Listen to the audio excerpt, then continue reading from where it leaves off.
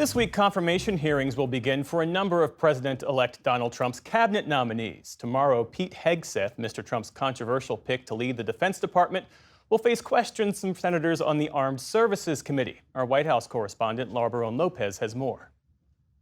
Since Pete Hegseth's nomination to run the Pentagon, a number of misconduct allegations have surfaced against the former Fox News host. These include excessive workplace drinking, financial mismanagement of organizations he's led, and sexual assault.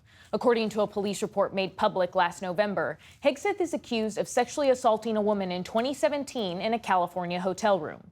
The woman said Hegseth took her phone and blocked her exit. It was first reported to police by a nurse after a patient requested a sexual assault exam. Hegseth settled with the woman but denies any wrongdoing. I'm joined now by Gretchen Carlson, former Fox anchor and co-founder of Lift Our Voices, an organization dedicated to ending non-disclosure agreements in the workplace. Gretchen, thank you so much for joining. After some initial concern from Republican senators about these allegations against Hegseth, it seems as though many are prepared to vote to confirm him. What does it say that an allegation of sexual assault does not appear to be disqualifying? It says the power of Donald Trump. That's the first thing that I would mention. But it also is frustrating for those of us who work in this advocacy space to see that even, allegations of drinking too much or mismanaging other nonprofits that Hegseth ran, that those seem to climb to the top of the list ahead of any kind of a sexual assault or sexual harassment claim.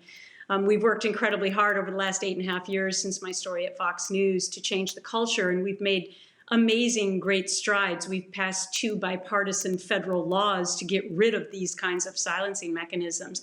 But changing culture is incredibly difficult, and that's what we're up against right now, mixed in with a tremendous amount of pressure politically. And your organization sent a letter today to the top Republican and Democrat on the Senate Armed Services Committee saying support of Mr. Hegseth's nomination would fly in the face of the Senate's intent in passing 2 bills, which you just mentioned, that were signed by President Biden that make it easier for victims to tell their stories. How does it fly in the face of their intent? So many Americans are, quite honestly, tired of politicians because of the hypocritical nature of many of them. And I think this is a pure example of that. All 100 senators voted for the Speak Out Act back in 2022, which would give women voice and get rid of pre-dispute NDAs in the workplace. So I find it very hypocritical and disingenuous that now they wouldn't have any interest in finding out more about what this woman might have to say from the event in 2017. In terms of the NDA in this sexual assault allegation, the woman who accused Hegseth signed one, but Hegseth's attorney, Tim Parlatore, said last month that the NDA is no longer in effect. I sent notice to her attorney that agreement is no longer has any force and effect. So there is no NDA to release her from. And if she wants to go and talk about it, she can do it. I mean, certainly she would do it at her own peril of a further defamation lawsuit. Given your experience, Gretchen, as the survivor of sexual harassment in the workplace, why do you believe that eradicating non-disclosure agreements is critical? Well, first of all, that is, you could argue, is witness tampering with a threat that, hey, we'll let you out of your NDA, but if you do speak, we'll sue you for defamation and, you'll be in more trouble. I mean, that's the old school way of approaching survivors. Number 2, this woman has been in hiding ever since this story came to light because she's seen what happens to women when they come forward. We have made great strides, but women are still penalized. And so this is not about her not wanting to tell her story. The greatest solution for this would be if members of the Senate would meet with her privately and not subpoena her in front of the entire world to be shamed potentially, but to talk to her privately and see what her side of the story is and then make their determination about what they think about that. Gretchen, are you concerned as well that Hegseth in particular would be head of the Pentagon and that strides made to combat sexual harassment and assault for women in the military could be impacted by this? Yes, of course. I mean, the majority of people that we hear from in this world about sexual harassment and sexual misconduct are from members of our military.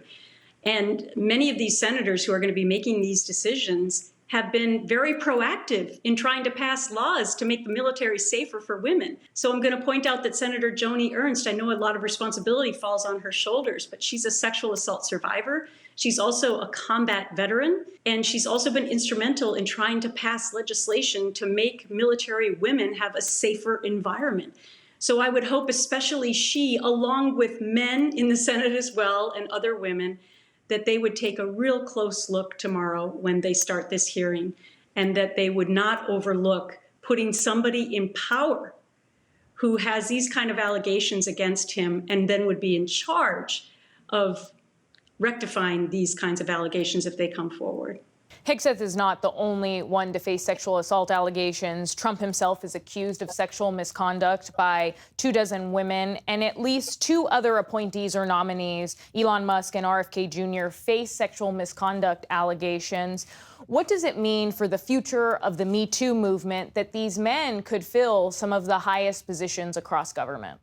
Well, let me just be clear. I will never give up this fight. I've been doing this for 8.5 years, and I'm accompanied by so many other people who are also fighting against this wrongdoing. It may seem like a setback for the movement, but no, we have made tremendous strides in these last couple of years. I mean, women are actually being believed, and there are consequences for predators.